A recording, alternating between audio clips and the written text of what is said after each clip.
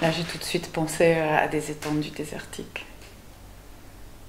Alors évidemment, là en face, je vois la mer. Mais j'ai pensé, en même temps que je voyais la mer, j'ai pensé au désert américain du sud-ouest que j'ai traversé il y a 2 ans. Et où je me sentais... j'avais un autre rapport avec l'espace. Où tu es proche et lointain à la fois.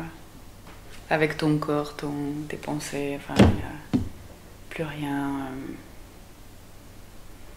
Ou le moindre insecte qui fait un son devient un événement et tu peux disparaître ou exister pleinement. Je sais pas, c'est des endroits comme ça plein de paradoxes. Mais qui font pas bugger. C'est naturellement paradoxal. Voilà. Avec quelqu'un, les journées où on se réveille jamais, où on fait que dormir, lire, regarder, on reste au lit.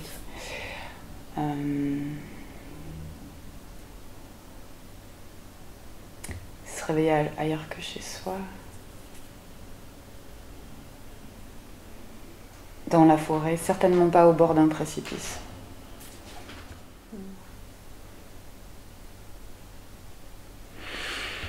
Alors, dans la pensée, enfin, je vois déjà plusieurs façons de penser, parce qu'on dit penser, mais il y a les états où... Allez, je vais te donner une image, mais je sais pas si c'est, je dirais embryonnaire, mais pour moi, ça serait la façon de penser la plus constante chez moi, c'est de ne...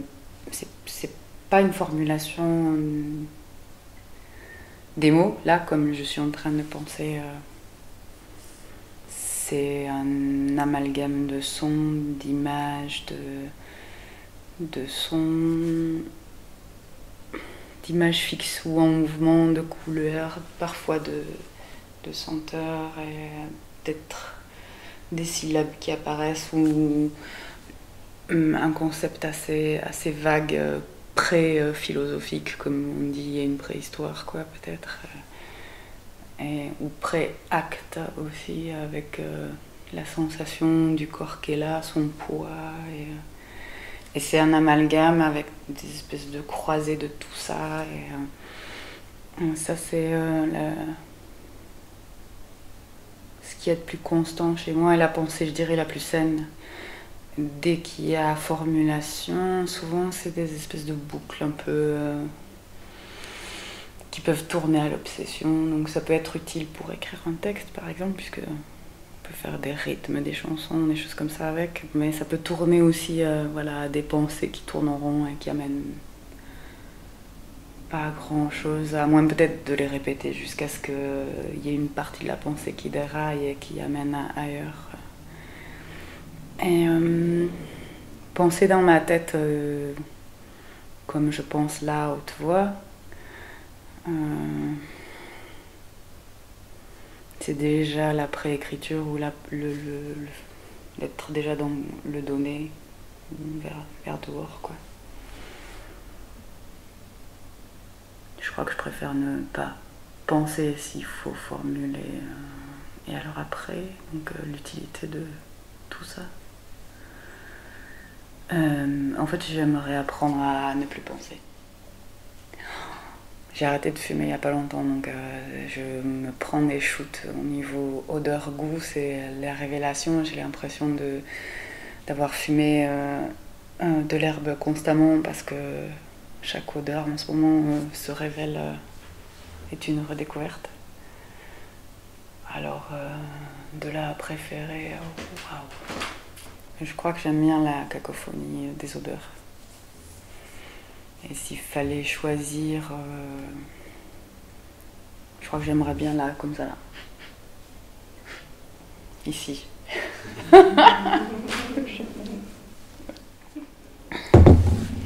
Vieille personne.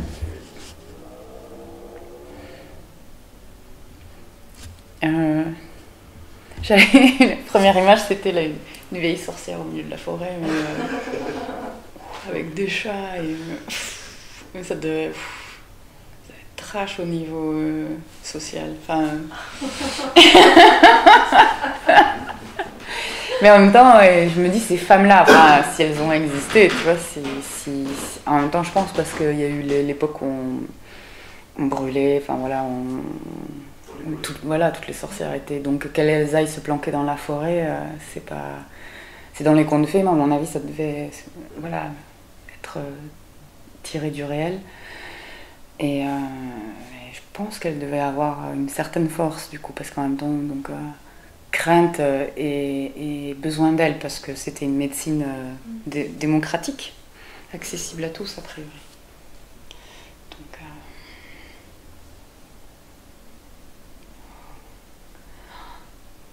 je suis toujours impressionnée quand je vois des belles femmes, parce que notre société actuelle fait que la femme au-delà de 40-50 ans, enfin voilà, elle a une vie sociale plus qui a l'air en tout cas. Ça c'est vraiment les espèces de chocs de magazines, de télé, de ce qu'on dit quand tu cherches un boulot, tous ces trucs-là. Du on-dit sociétal qui peut être très très très difficile. Et quand je vois des belles femmes comme ça de 60, 70, 80 ans, je sais pas, ça crée une espèce de soulagement et ça balaye voilà tout.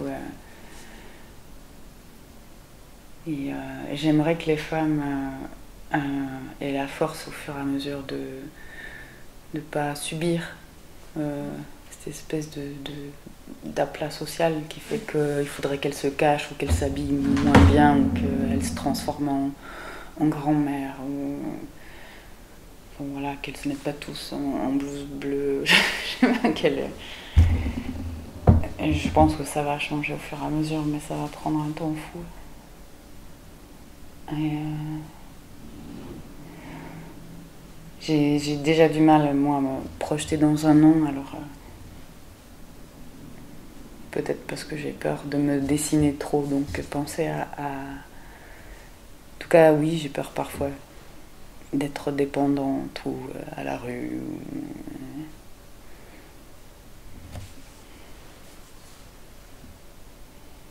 Mais j'aimerais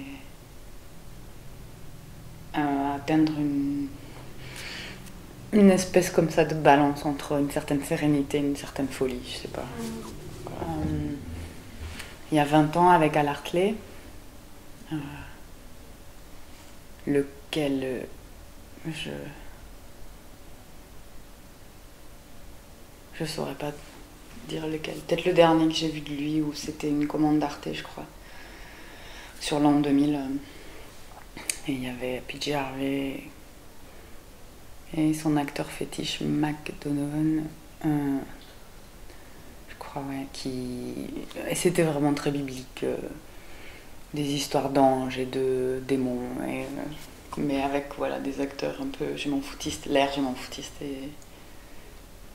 et avec ces espèces de chorégraphies vaines, enfin, de corps en scène assez vains et de paroles qui dansent et qui philosophent et qui mènent à rien. Enfin, je me donne souvent du temps, j'en vole énormément. Et malheureusement, je le passe à oublier, un peu comme quelqu'un qui se droguerait. Je pense que si j'avais vécu au temps des opiomeries ouvertes, faciles d'accès, j'aurais passé mon temps peut-être voilà, dans ces... J'essaie de ne pas exister en fait, quand j'ai du temps.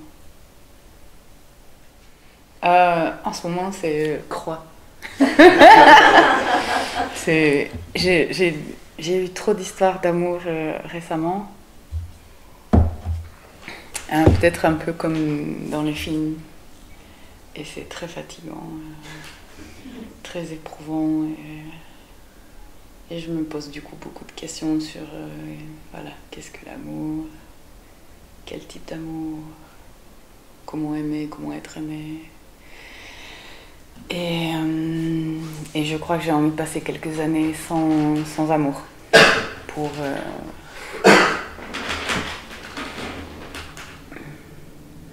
pas être, je sais pas, dans cette espèce de, ouais, pour être ailleurs, avec mes amis plutôt. Et,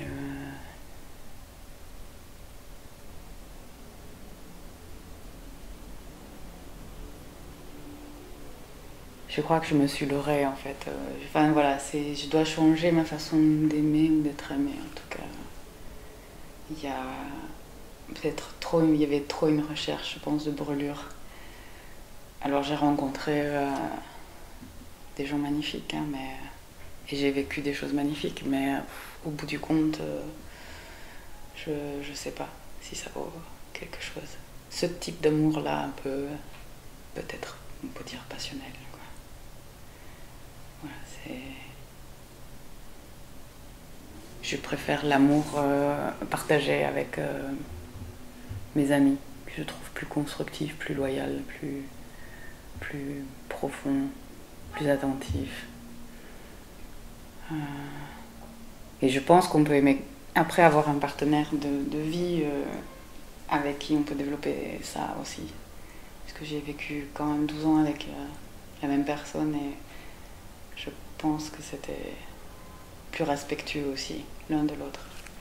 C'est complexe parce que, voilà, amour, grand A, les amours, les amourettes, les passions, il y a quantité d'auteurs, de philosophes, de penseurs, de chanteurs, de poètes qui ont réfléchi à ça et maintenant les scientifiques qui s'en mêlent avec les voilà, décrypter les hormones,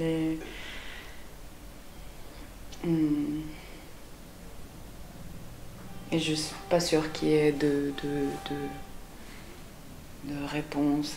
On parle on est amoureux 3 ans, tout ça. Mais voilà, je crois que chacun a son chemin et il y a des chemins qui sont appropriés à certaines personnes et d'autres pas.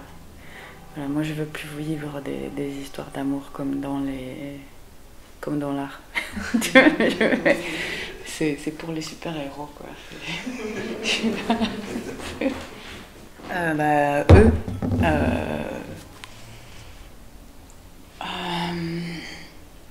Le fait que ça soit pas moi, c'est vraiment quelqu'un.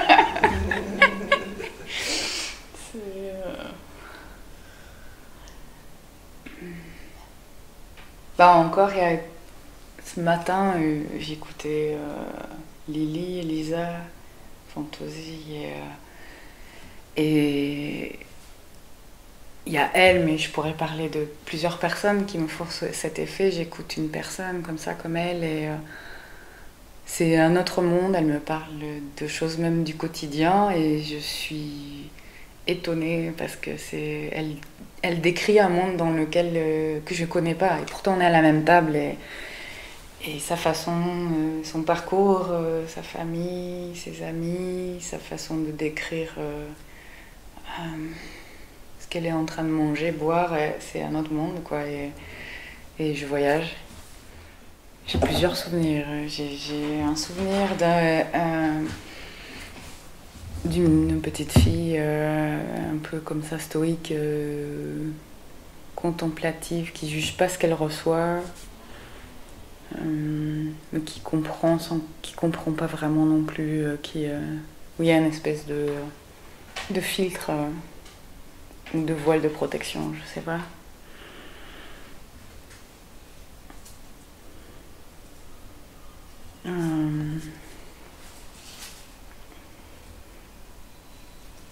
Avec le panel des émotions.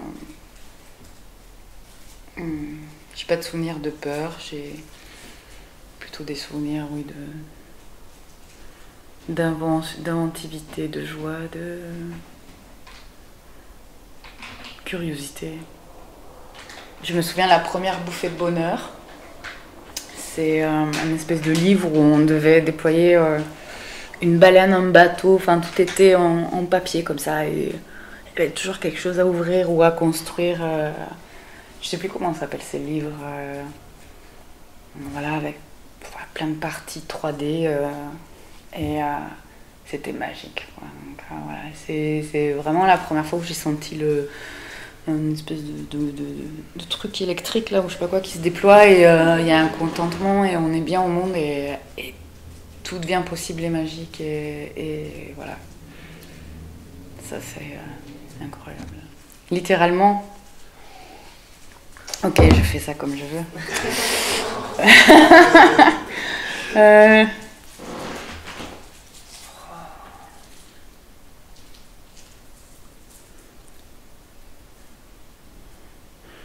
Alors, à la broche, quand même, la chair humaine, feu de bois, quoi, barbecue, enfin, à la broche. Et donc,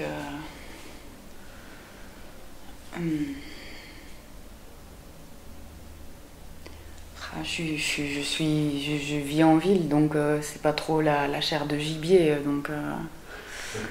Et puis j'ai mangé sûrement plein de trucs comme les poulets, là,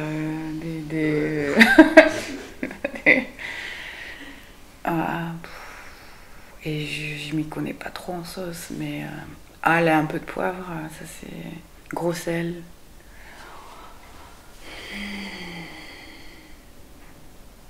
Tu vois, ail et persil, ça c'est ouais, très simple quoi. Pas mal de trucs en fait.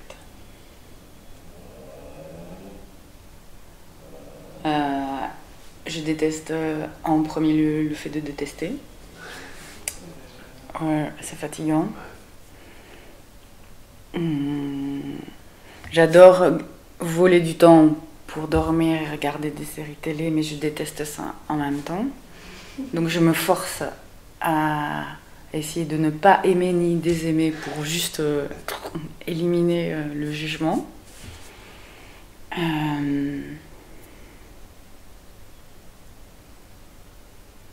Et la première fois que je suis montée sur scène, j'ai détesté, je me suis dit pourquoi je fais pas postière. J'ai vraiment une trouille. Et c'est le trac que je garde encore. Pourquoi je fais ça et pas ouais, une autre profession, une vocation. Voilà.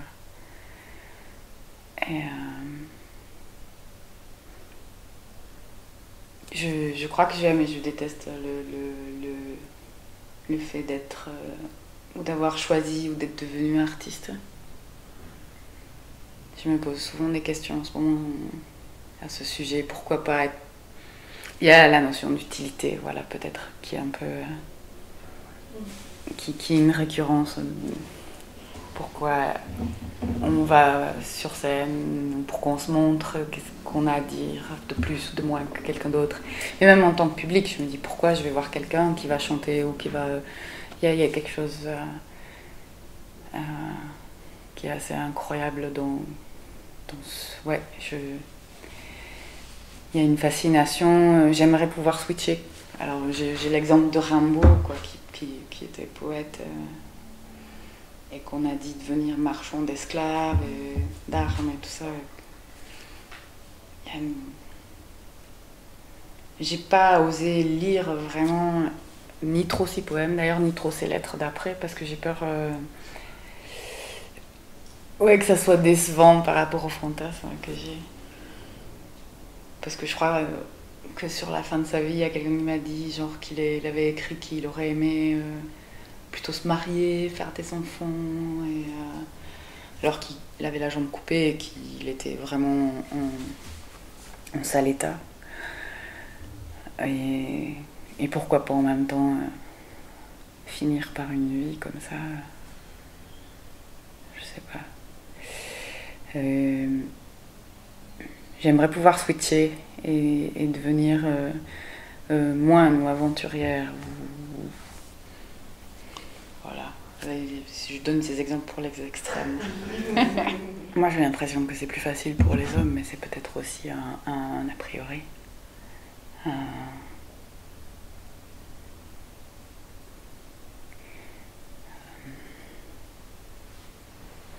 Mais il y a des hommes aussi qui font peur. Et... Donc, Je pense qu'à l'époque où j'avais une compagnie, un lieu de résidence, donc où j'allais vers les hommes politiques, les journalistes, d'autres programmateurs, directeurs de théâtre, etc., etc., je pense que ça aurait pu... enfin, en France, il y a 10-20 ans, avec, surtout dans le milieu du théâtre, qui reste encore... enfin, peut-être c'est en train de changer, là, en ce moment, j'ai l'impression en France, mais voilà, qui était très fréquenté par des hommes et plutôt de tendance paternaliste. Là, je pense que ça aurait pu changer. Ou peut-être qu'à cette époque-là, j'ai pas rencontré les bonnes personnes. Voilà. Mais...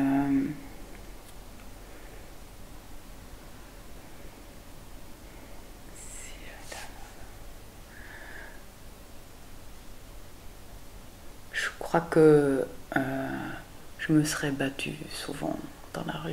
Le nombre de mecs déjà, il n'y aurait pas eu tous ces mecs qui m'auraient sifflé. Mais je pense que s'ils m'avaient sifflé, enfin s'ils m'avaient branché autant qu'ils m'ont sifflé, mais je me serais battue, quoi. J'aurais pas eu peur de me battre. Ou si j'avais eu un flingue, tu vois, si j'étais cow-boy, j'aurais dégommé, j'aurais tué, je sais pas, au moins 50 personnes, je pense. Les bouffées de haine, comme ça la nuit, là. C'est entre, voilà, parce que quelqu'un interfère et te fait peur. Donc maintenant, je crie au risque en me disant, un jour, le cri que tu vas pousser, il va déclencher la pulsion de meurtre chez l'autre, peut-être, mais j'en peux plus. Donc ouais, si j'avais été un mec et que j'avais été armée, et que j'avais subi tous les jours, je pense qu'il y en a qui seraient passés à la casserole. Ouais. Mais presque je dis ça et j'éprouve même une joie, tu vois. Ouais. À une époque, à 13 ans, je faisais de la boxe et je crois peut-être qu'il faudrait que je me remette à un truc comme ça pour pas... ouais. Ou alors il faut que j'aille dans un pays où c'est pas interdit de tuer. Enfin... je fantasme. Je crois que j'ai toujours... peut-être à part... Dans la petite enfance, j'ai toujours eu peur. De tout, de mourir, de la mort. J'ai jamais été invitée en famille, donc j'ai pas du tout de pratique sociale, familiale de la mort. La première fois que j'ai vu des morts, j'ai pénétré à la faculté de médecine de Montpellier la nuit. Et j'ai ouvert des congélateurs, où j'ai vu des boîtes, tous les travaux des étudiants, avec les odeurs de formol très puissantes, ouais, très, qui collent à la peau, tu peux te doucher pendant 2 jours après, c'est infernal. Et après, j'ai été en Yougoslavie, donc c'était 91-92 pendant la guerre, en Croatie. Et j'ai pas vu directement de personnes mortes. Mais bon, voilà, on en parle et c'était vraiment très très présent. Et là, bon, c'est un cliché, mais c'est vraiment... Je vivais très intensément et la vie était vraiment très très précieuse à chaque seconde. Mais c'est un effet je crois que dans le cerveau, il y a plein de choses qui se mettent en branle au niveau des hormones et du coup, tu vis, je sais plus, tu vis 6 mois en 15 jours, enfin tout est multiplié. Ouais. Et j'ai pas osé en fait parce que je sentais qu'il y avait aussi un rapport d'addiction. Enfin, que tu pouvais continuer à faire ou reporter de guerre ou dans les ONG, mais plus pour le trip que pour l'action. Et puis en même temps, pourquoi pas après, mais parce que bon, maintenant je suis addict aux séries télé, donc tu vois.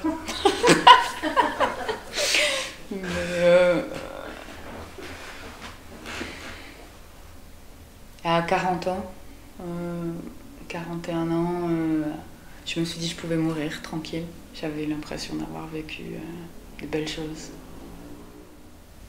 Ouais, j'allais dire une couleur rouge, mais mais je crois que j'aime bien le mot rouge, ouais. Par habitude. Aujourd'hui, je dis ça par habitude. J'ai beaucoup aimé travailler. Ou même dans les pièces chez moi, il y a toujours quelque chose de rouge. Je crois que c'est une couleur qui me maintient ici et là présente. Sinon, mon cerveau est assez éteint, quoi.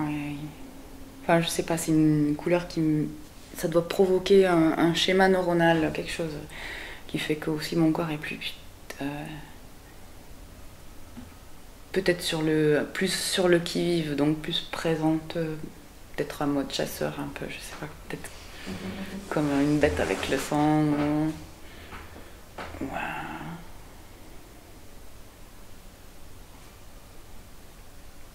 Ah, j'aimerais pénétrer dans une pièce toute rouge, par exemple. Pas y vivre, je crois, mais voir qu'est-ce que ça fait, quoi. Oh oui, oui, quand même, la lumière et tout. Ouais, je suis très attirée. Et le mot aussi, rouge. Plus en français d'ailleurs qu'en anglais.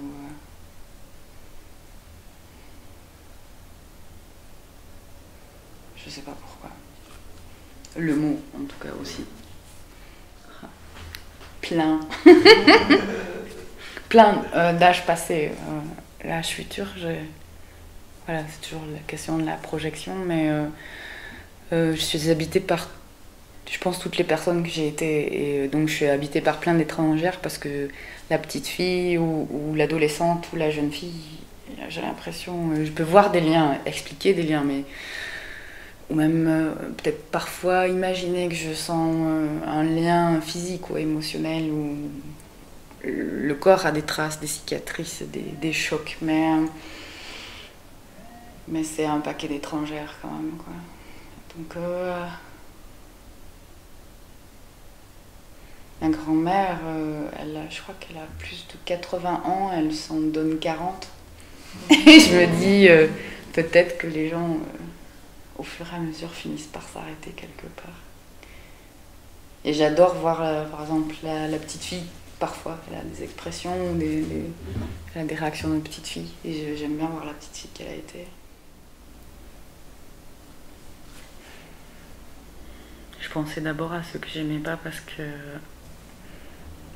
devant l'hôtel à 7 où on est, il y a la chanson d'un jouet pour enfants, d'un manège qui dure peut-être 12-15 secondes toutes les 2 minutes. Et donc au bout d'une heure, ça te rend dingue. Et à Bruxelles, là où j'habite, en été, donc là j'ai échappé l'été, mais normalement du mois de mai à mi-septembre, il y a un glacier avec la même sonnerie. Ouais, je pensais plutôt donc aux sons qui peuvent hanter, qui peuvent s'inscrire dans les sons que j'aime. Je commence à apprécier de plus en plus les sons de la nature à force d'être en ville et ils se raréfient peut-être parce que à force de pollution ou d'insecticides ou j'ai l'impression par rapport à quand j'étais petite il y a de moins en moins d'animaux, d'insectes dans les villes donc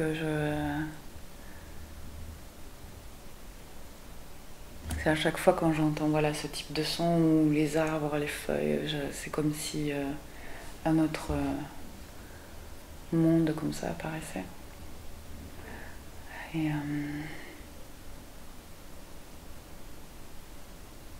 ouais, bah, les sons de nature en ville. Oh, je suis en train de redécouvrir plein de choses.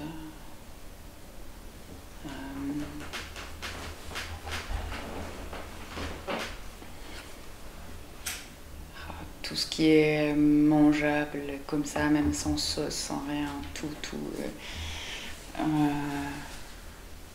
chaque fois que je vois un insecte, les gens que je rencontre,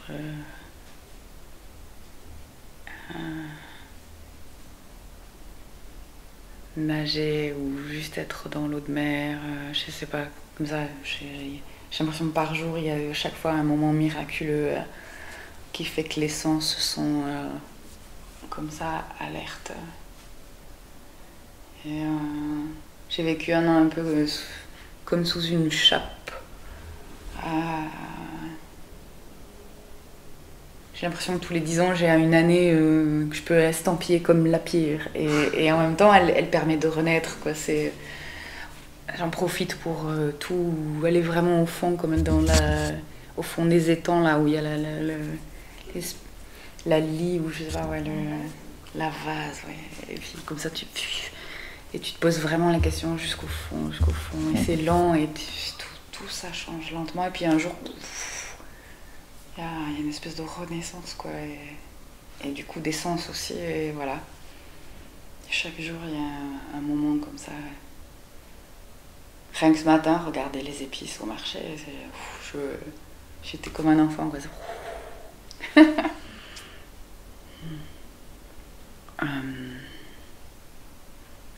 J'aime bien la démaîtrise ou des possessions assez proches. Je choisirais des possessions s'il en faut un, puis deux. Ici et maintenant. Et trois.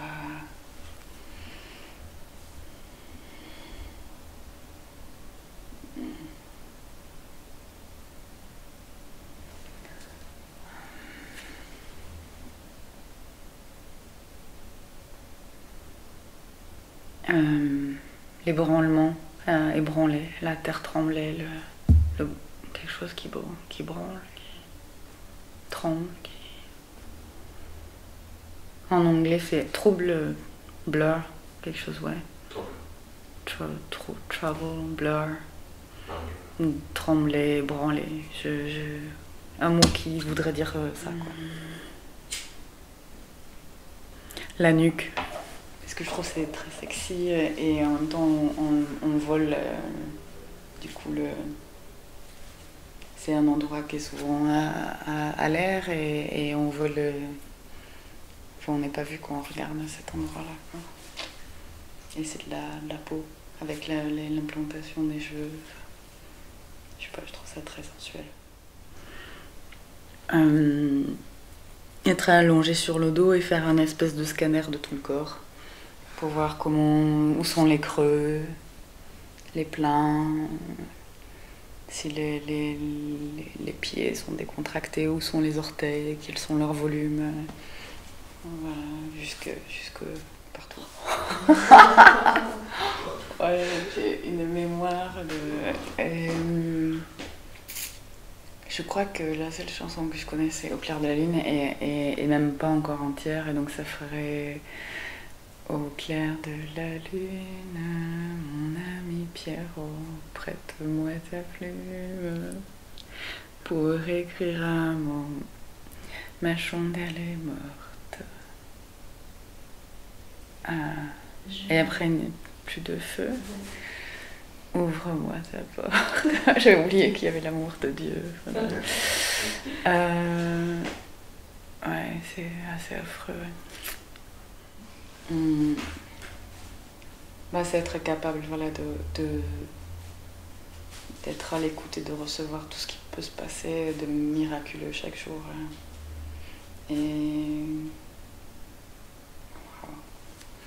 Et de pouvoir s'ennuyer aussi, d'apprécier l'ennui, d'apprécier la récurrence. Voilà, d'apprécier parce qu'en même temps, on était à chaque fois un, et d'arriver à lire ça, quoi. Voilà.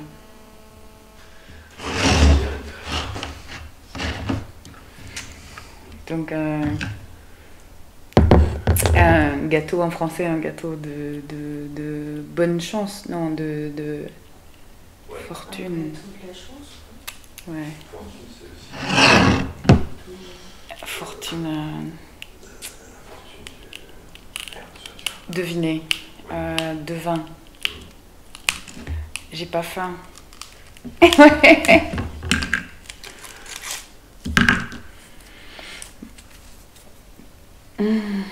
Ne pas accepter des compromis demain. Et en anglais, c'est be careful not to accept compromises tomorrow. So, c'est vraiment une bonne traduction. Et c'est que demain. Et demain, on est dimanche et je suis censée performer avec Nigel et Noah, des purs et durs de Pologne et Tchéquie au marché aux puces. Ah, donc je retiendrai ça. Je leur dirai, voilà, si je leur montrerai, voilà. C'est parfait. Merci beaucoup. Merci, hein. Merci.